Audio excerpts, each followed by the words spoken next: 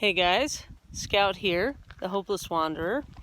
So last night I ended up staying in Tucumcari, New Mexico. I left Tulsa Sunday morning with Little Bit, got her back down to Dallas so she could fly out on Monday.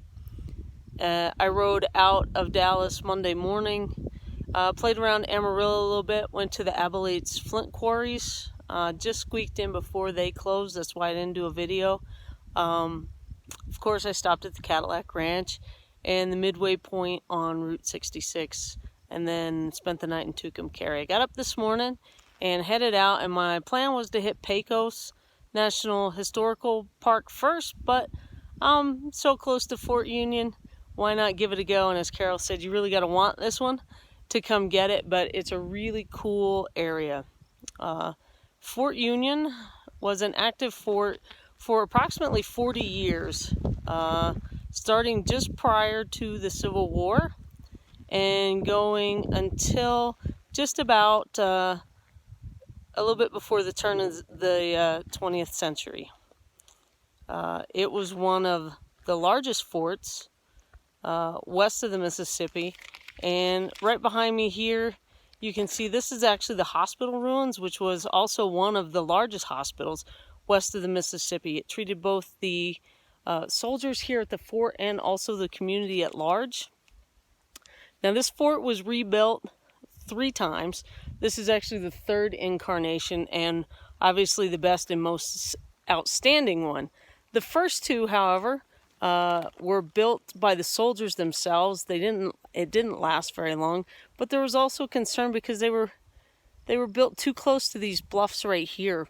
And that was a concern that artillery fire from those bluffs could actually reach the fort, which it did. Now, Fort Union was important in the Civil War in that the former commandant of Fort Union, when the Confederate States seceded, he left the fort, he went to Texas, he joined the Confederacy, he raised an army in Texas, and his plan was to come back and take Fort Union for the Confederates. The hope being that control of Fort Union would give them access to Colorado's gold fields, but also a path to the Pacific Ocean.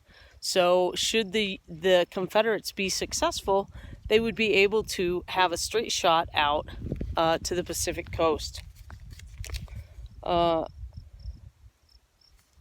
That was actually stopped. There was about 4 or 5 pretty big battles out here, and you don't really think of the Civil War being as far west as New Mexico, but it was. There were some pretty significant battles out here, the last of which being that the Confederates actually won the battle at Glorieta Pass. But what happened was, while they were celebrating that victory, the Union Colonel John Slough was able to flank them, get around, and capture and burn their supply line, which basically cut them off from everything. They had nothing out here.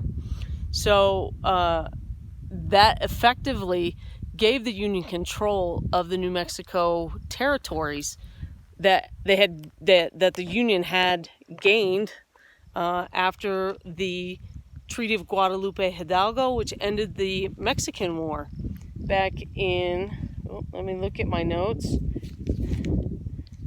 back in 1848. So this secured it once they were able to get this. 1863 is when this version of the fort construction was started. It supplied men, mules, and all kinds of wares to all of the lesser outposts in this area. It was kind of like the supply hub. Everything that came that was going out to those other posts came here first to be distributed. Now, the downfall of this post started in 1878 when the Atchison, I can't say that word, Topeka and Santa Fe Railroad came through. Now, when that railroad finally made it all the way to Santa Fe, which is roughly, I think, about 60, 70 miles from here, what that did was that effectively ended the need to have the Santa Fe Trail to take things out. Now you can't really see, I'm not really sure if you can see it, but back over in here, right out there, there's actually a covered wagon and a setup for the Santa Fe Trail, and there's actual Santa Fe Trail tracks, wagon tracks still out here. But there's a quick little history lesson on this national monument.